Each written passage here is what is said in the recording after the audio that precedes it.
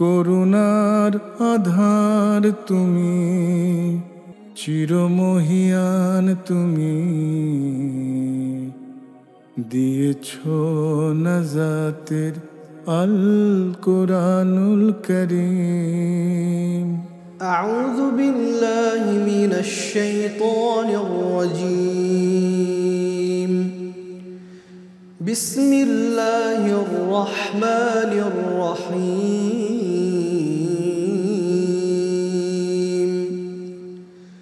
তিলকা আয়াতুল্লাহি নাতলুহা আলাইকা বিল হক ওয়া ইন্নাকা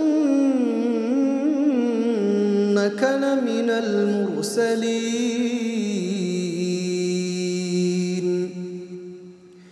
تلك الرسل فضلنا بعضهم على بعض منهم من كلم الله ورفع بعضهم درجات وآتينا عيسى ابن مريم البينات وأيدناه بروح القدس ولو شاء الله ما اقتتل الذين من بعدهم من بعد ما جاءتهم البينات من بعد ما جاءتهم البينات ولكن اختلفوا فمنهم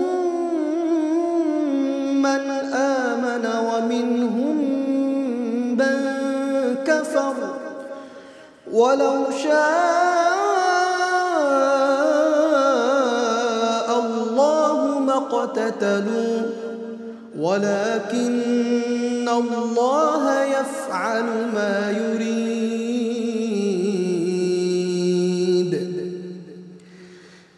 يا أيها الذين آمنوا أنفقوا مما رزقناكم من قبل أن يأتي يوم لا بيع فيه ولا خلة يوم لا بيع فيه ولا خلة ولا شفاعة والكافرون هم الظالمون.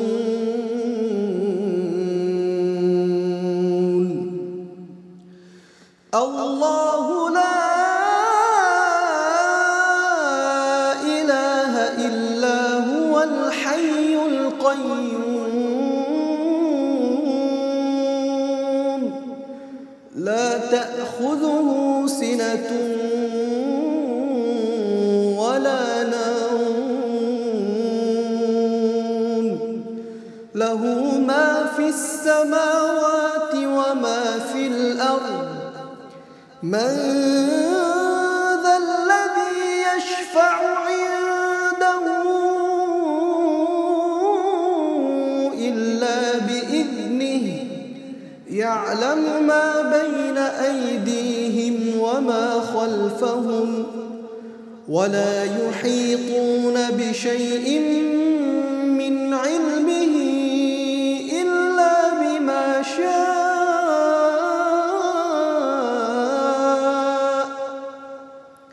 وسع كرسيه السماوات والأرض ولا يؤوده حفظهما وهو العلي العظيم.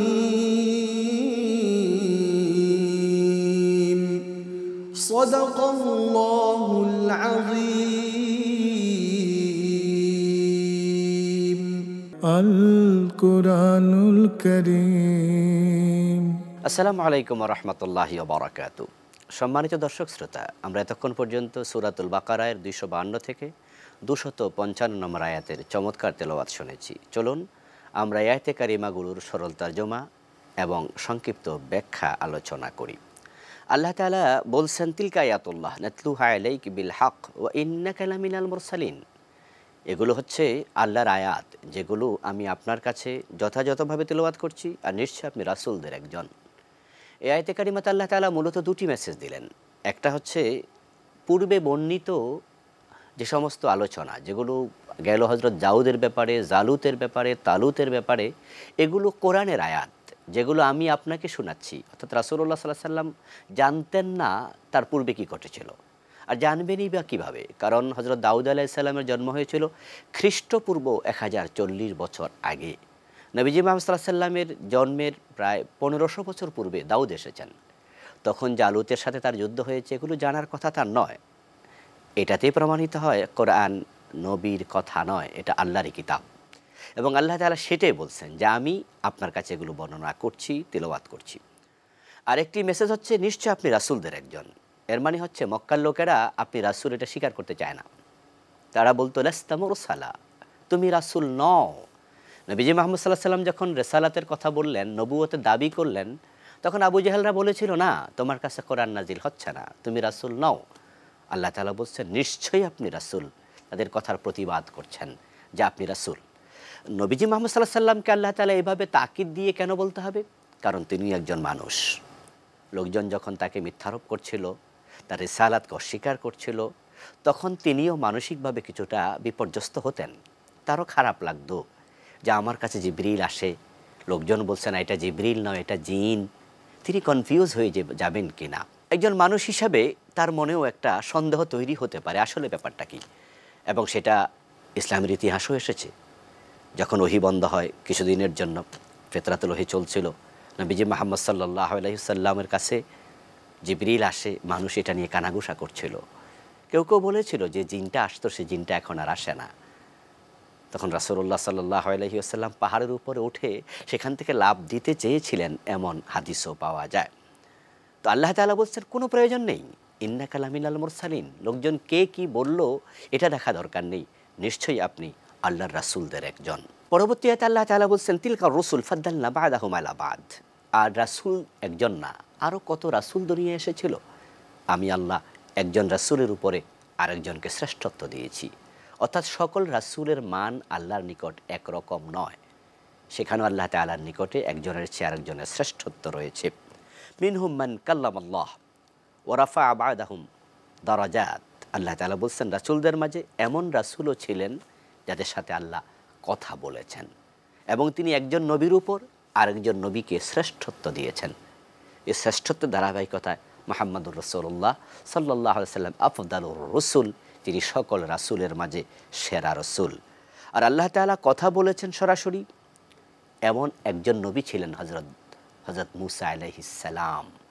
কাল্লামাল্লাহু মূসা তাকলিমা। আল্লাহ তাআলা কোরআন মাজিদের অন্য আয়াতে বলেন, মূসার সাথে আল্লাহ কথা বলতেন।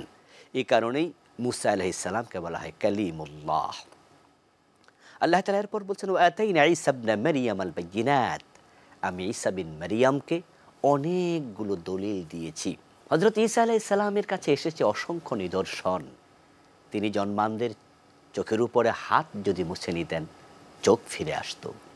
কুষ্ঠরোগ যার হতো, হযরত ঈসা আলাইহিস সালাম তার গায়ে হাত বুলিয়ে দিতেন, কুষ্ঠরোগ ভালো হয়ে যেত।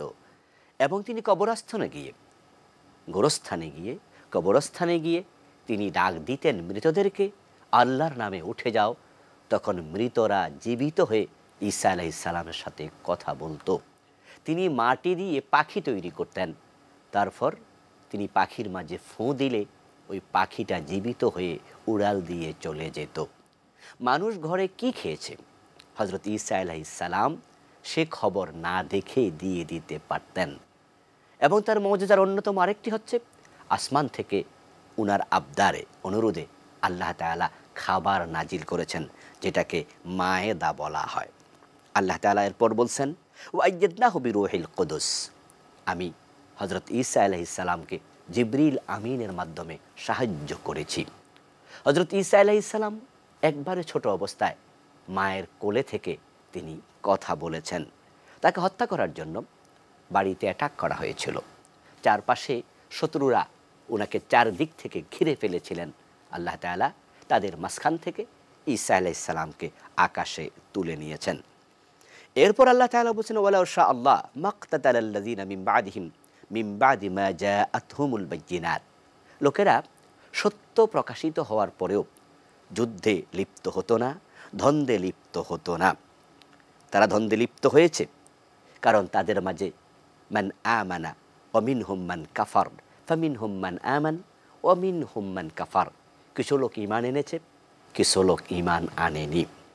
যেহেতু একদল লোক ঈমান এনেছে, আরেক দল ঈমান আনেনি, তাই তাদের মাঝে সংঘাত অনিবার্য হয়ে উঠেছে। এরপর আল্লাহ তাআলা বলছেন আমি চাইলে এটা হতো না, অথচ আল্লাহ যা চান তাই হয়। অর্থাৎ তারা দ্বন্দ্ব করুক এটা আল্লাহ চাননি এমনটা নয়, বরং আল্লাহ তাআলা ইখতিয়ার দেন মানুষকে। মানুষ যা চায় দুনিয়াতে কিছু সময়ের জন্য আল্লাহ তাতে বাধা দেন না। এই জন্য নবী মুহাম্মদুর রাসূলুল্লাহ সাল্লাল্লাহু আলাইহি ওয়াসাল্লামকে হত্যা করতে এসেছিল। যারা এসেছিল তাদেরকে আল্লাহ গজব দিয়ে ধ্বংস করে দেননি। হযরত হুসাইন রাদিয়াল্লাহু তাআলা আনহুকে ইয়াজিদ বাহিনী হত্যা করেছে, আল্লাহ গজব দিয়ে ধ্বংস করে দেননি। হযরত জাকারিয়া আলাইহিস সালামকে করাত দিয়ে দুটুকরো করা হয়েছিল, যারা টুকরো করতে এসেছে আল্লাহ তাদেরকেও গজব দিয়ে তাৎক্ষণিক ধ্বংস করে দেননি। সত্যের সাথে অসত্যের দ্বন্দ্ব চিরন্তন। আল্লাহ তাআলা বলেন যে আমি ইখতিয়ার দেই, তবে হ্যাঁ চূড়ান্ত হিসাব আল্লাহর সাথেই দিতে হবে। এজন্য মানুষ মনে যা চা তা করবে, এটা কিন্তু কখনোই গ্রহণযোগ্য নয়। আল্লাহ তাআলা যদি মানুষের কর্মে বাধা দিতেন তাহলে মানুষের ইখতিয়ার নষ্ট হয়ে যেত। এজন্য আল্লাহ তাআলা বলছেন ওয়ালাউ শা আল্লাহু মাকতাতালু, যদি আল্লাহ তাআলা চাইতেন তাহলে তারা এটা করতে পারত না, অথচ আল্লাহ যা চান তাই হয়। এরপর আয়াত আল্লাহ তাআলা বলছেন ইয়া আইয়ুহাল্লাযীনা আমানু আনফিকু মিম্মা রাযাকনাকুম মিন ক্বাবল আন ইয়াতিয়া ইয়াউমুন লা বাইউন ফীহি ওয়ালা খুল্লাহ। তোমরা আল্লাহর পথে খরচ করো ওই দিন আসার আগে, যে দিনে বেচাকেনা হবে না, কোনো বন্ধুত্ব থাকবে না, ওয়ালা শাফা, এবং যেদিন কেউ কারোর জন্য সুপারিশও করতে পারবে না, অর্থাৎ কিয়ামতের দিবস। আমাদেরকে আল্লাহ তাআলা বলছেন মরার আগে খরচ করো। ওয়া আনফিকু মিম্মা রাযাকনাকুম মিন ক্বাবলি আন ইয়াতিয়া আহাদাকুমুল মাউত। অন্য আয়াতে আল্লাহ বলছেন যে মৃত্যু আসার আগে খরচ করো, আর এখানে বলেছেন আল্লাহর পথে খরচ করো কিয়ামত আসার আগে। এর মানে দাঁড়ালো মৃত্যুর পরে খরচ করলে আপনার আমলনামায় সওয়াব যাবে না। তবে হ্যাঁ যদি কোনো সাদাকায়ে জারিয়া নিজে করে যান সেটা ভিন্ন। কিন্তু আপনার মৃত্যুর পর আপনার সন্তানেরা আপনার সম্পদ থেকে খরচ করবে, সেই সওয়াব আপনি পাবেন, এটা হবার নয়। কারণ মৃত্যুর পরে সম্পদের উপরে আপনার মালিকানাই থাকবে না। যেহেতু মালিকানা থাকবে না, সেহেতু সম্পদ আপনার, এ কথা আপনার মৃত্যুর পরে বলার কোনো সুযোগ নেই, তাই সওয়াবও আপনার নেই। বরং আপনার মৃত্যুর পরে এই সম্পদের মালিক যারা হবেন তারা যদি আপনার সম্পদও খরচ করে তখন এটার মালিকানা তাদের, তাই সওয়াবও হবে তাদের। সুতরাং আল্লাহর পথে খরচ করতে হবে বেঁচে থাকা অবস্থায়, আল্লাহর পথে খরচ করতে হবে সামর্থ্য থাকা অবস্থায়। আল্লাহর পথে খরচ করার ক্ষেত্রে কৃপণতা করা ঠিক নয়, কারণ আপনি যা খরচ করলেন আল্লাহর জন্য সেটাই মূলত আপনার। যা খেয়ে ফেললেন হজম হয়ে গেল, যা পরিধান করলেন ছিঁড়ে গেল, আর যা আপনি আল্লাহর পথে দিলেন তাই থেকে গেল, এবং সেটাই কিয়ামতের দিন আপনার হয়ে দাঁড়াবে। নবীজি সাল্লাল্লাহু আলাইহি সাল্লাম বলেছেন কুল্লু মরিইন ফি জিল্লি সাদাকাতিহি হাত্তা ইউকদা বাইনান নাস। হাসরের ময়দানে কোনো ছায়া থাকবে না, কিন্তু মানুষ যা দান করবে তাদের এই দানটা সেদিন ছাতার মতো হাসরের ময়দানে মাথার উপরে ছায়া দিতে থাকবে। এই জন্য আল্লাহ তাআলা বলছেন খরচ করো, ওয়াল কাফিরুনা হুমুজ যালিমুন। এরপর বলছেন যারা কাফির তারা জালেম, তারা খরচ করে না, তারা আল্লাহকে স্বীকার করে না, তারা আল্লাহর পথে চলে না, তাদের চেয়ে বড় জালেম আর কেউ হতে পারে না। এখন যে আয়াতটি আলোচনা করব এই আয়াতটির নাম হচ্ছে আয়াতুল কুরসি, কোরআন মাজিদের সবচেয়ে ফজিলতপূর্ণ আয়াত। আল্লাহ তাআলা নিজের পরিচয় যেভাবে দেয়া দরকার সেভাবেই তিনি আয়াতুল কুরসিতে উপস্থাপন করেছেন। এই আয়াতটির সম্মান তাৎপর্য এতটাই বেশি যে নবীজি সাল্লাল্লাহু আলাইহি সাল্লাম বলেছেন ফরজ নামাজের পর যদি কোনো ব্যক্তি নিয়মিত আয়াতুল কুরসি তিলাওয়াত করে, তাহলে তার জান্নাত এবং তার মাঝে ব্যবধান শুধুমাত্র তার মৃত্যু। এবং যে ঘরে রাতের বেলায় আয়াতুল কুরসি তেলাওয়াত করা হবে, ওই ঘরে শয়তান প্রবেশ করতে পারে না। আয়াতুল কুরসিতে আল্লাহ তাআলা চমৎকার কিছু বিষয় উপস্থাপন করেছেন। শুরুতে তিনি বলেছেন, আল্লাহু লা ইলাহা ইল্লাহু, আল্লাহ তো তিনি যিনি ব্যতীত সত্যিকারে কোনো ইলাহ নেই। আমাদের মাবুদ, আমাদের ইলাহ, আমাদের হাকেম একমাত্র আল্লাহ। আল্লাহ ছাড়া কোনো ইলাহ নেই। এটা ইসলামের মূল কথা, এটা ইসলামের রাস, মাথা, রাসুল আমর আল ইসলাম। সকল কাজের মাঝে, সকল বিষয়ের মাঝে ইসলাম হলো মাথা, আর ইসলামের মাঝে তাওহীদ হলো মাথা। আর তাওহীদের মূল স্বীকৃতি লা ইলাহা ইল্লাল্লাহ আল হাইয়ুল কাইয়ুম। তারপরে আমরা সে আল্লাহর একত্বের ঘোষণা করছি, যিনি চিরঞ্জীব, যিনি চিরস্থায়ী। এখানকার মেসেজ হচ্ছে, যারা অস্থায়ী, যারা ক্ষণস্থায়ী, তারা ইলাহ হতে পারে না। ইলাহ হওয়ার জন্য, মাহবুদ হওয়ার জন্য স্থিরস্থায়িত্ব লাগবে। যে নিজে স্থায়ী নয়, সে মাহবুদ হবে কিভাবে? সুতরাং যারা আল্লাহ ব্যতীত অন্যকে মাহবুদ হিসাবে গ্রহণ করছে, তারা জানে তারা যাকে সেজদা করছে, যার কাছে তারা প্রার্থনা করছে, যার পূজা অর্চনা করছে, কিছুদিন পরে তারা নাই হয়ে যাবে, তাদের লয় হয়ে যায়, তাদের ক্ষয় হয়ে যায়। তো যাদের লয় হয়, ক্ষয় হয়, যারা নিস্ত হয়ে যায়, নাই হয়ে যায়, তারা কখনো ইলাহ হতে পারে না। ইলাহ হওয়ার জন্য, মাবুদ হওয়ার জন্য, পূজনীয় হওয়ার জন্য, ইবাদত পাওয়ার জন্য শর্ত হলো, যেই সত্তা হবেন চিরস্থায়ী, চিরঞ্জীব, যার মৃত্যু হবে না, লয় হবে না, ক্ষয় হবে না। আল্লাহ ছাড়া এই গুণ পৃথিবীর কোনো মাখলুকের মাঝে নেই। এজন্য আয়াতুল কুরসির প্রথম মেসেজ, আল্লাহ তো তিনি যিনি চিরঞ্জীব, চিরস্থায়ী। তারপর বলছে লা তাখুযুহু সিনাতুন ওয়ালা নাওম, এবং আল্লাহ তাআলা কখনো ঘুমান না, তাকে তন্দ্রা স্পর্শ করে না, তিনি ক্লান্ত হন না। লাহু মা ফিস সামাওয়াতি ওয়া মা ফিল আরদ। তারপর বলা হচ্ছে, আকাশ এবং জমিনে যা আছে, তার মধ্যস্থিত যা আছে, সব কিছুর মালিক হচ্ছেন শুধু আল্লাহ। মান যাল্লাযী ইয়াশফাউ ইনদাহু ইল্লা বিইযনি। তারপর এবার আল্লাহ তাআলা মেসেজ দিচ্ছেন, আল্লাহর কাছে সুপারিশ কে করবে আল্লাহর অনুমতি ব্যতীত? এই আয়াতটি এবং আয়াতের এই অংশটি খুবই সিগনিফিক্যান্ট। মুসলমানদের মাঝে কিছু বিভ্রান্তি শাফাআত নিয়ে। কিছু কিছু মানুষ আছে, তারা ইবাদত বন্দেগী পর্যন্ত ছেড়ে দিয়েছে শাফাআতের আশায়। তারা এমন কিছু মানুষের শাফাআতের প্রত্যাশা করছে যে মানুষগুলোর নিজেরই ঠিক ঠিকানা নেই, অথচ বলছে যে ওরা কিয়ামতের দিন আমাদেরকে শাফাআত করে তরিয়ে দেবে। তারা ইবাদত ছেড়ে দিয়েছে। ইবাদত ছেড়ে দিয়ে তারা দোতারা কাঁধে নিয়ে গান গায়, আছেন আমার মুক্তার, আছেন আমার ব্যারিস্টার, শেষ বিচারের হাইকোর্টেতে তিনি আমায় করবেন পার। তারা অন্যের উপর ভরসা করে আছেন, বলছে তিনি সুপারিশ করে নিয়ে যাবেন। ছেলে সুপারিশ করবে যদি হাফেজ হয়, আলেম হয়। এই হাদিস পাওয়ার পরে বাবা এখন সিগারেট টানছে, সন্তানকে মাদ্রাসায় ভর্তি করে দিয়েছে, এখন নামাজ কাজা করছে। জিজ্ঞাসা করলে বলে, আমার ছেলে তো আমাকে শাফাআত করে জান্নাতে নিয়ে যাবে। হাদিসে আছে, একজন হাফেজ, একজন বড় আলেম তার পরিবারের 10 জনকে কমপক্ষে সুপারিশ করবে। তো আমি তো বাবা, তাহলে আমার সিরিয়াল নাম্বার তো 1, শাফাআত তো পেয়ে যাব। পীর সাহেব শাফাআত করবে, আলেমরা শাফাআত করবে, অমক শাফাআত করবে, তমক শাফাআত করবে। এই কথাগুলো শোনার পরে তারা শাফাআতের ব্যাপারে এতটাই বিভ্রান্ত হয়েছে, তারা নিজেরা আমল ছেড়ে দিয়েছে। আসলে মেসেজ কি? মেসেজ হচ্ছে শাফাআতু হাক্কুন, শাফাআত সত্য, শাফাআত হবে, তবে শাফাআতটা আল্লাহর কন্ট্রোলে থাকবে। যে কেউ যে কারোর জন্য শাফাআত করবে ব্যাপারটি তা নয়। আল্লাহ তাআলা কোরআন মাজিদে বলছেন, মান যাল্লাযী ইয়াশফাউ ইনদাহু ইল্লা বিইযনি। শাফাআত করতে হবে আল্লাহর অনুমতির আলোকে। তাহলে যার উপর আল্লাহ সন্তুষ্ট নন, তার জন্য শাফাআত নাই। অন্য আয়াতে আল্লাহ তাআলা এই কথা বলেছেন, ওয়ালা ইয়াশফাউনা ইল্লা লিমান ইরতাদা। আল্লাহ যার উপর খুশি নন, সন্তুষ্ট নন, তার জন্য শাফাআতকারীরা শাফাআত করবে না। আশ-শাফাআতু কুল লিল্লাহি শাফাআতু জামিআ। অন্য আয়াত আল্লাহ তাআলা বলছেন শাফাআত পুরাটাই হবে আল্লাহর কন্ট্রোলে। হে নবীজি, আপনি এই কথা উম্মতকে জানিয়ে দেন। কেউ কেউ শাফাআত অস্বীকার করছে, আবার কেউ কেউ শাফাআতকে সবার জন্য বিস্তৃত করে দিচ্ছে। না, শাফাআত অস্বীকার করা যাবে না। আবার যে যার জন্য যখন ইচ্ছা হাসরের ময়দানে শাফাআত করে ফেলবে, এটাকে এত সস্তাও মনে করা যাবে না।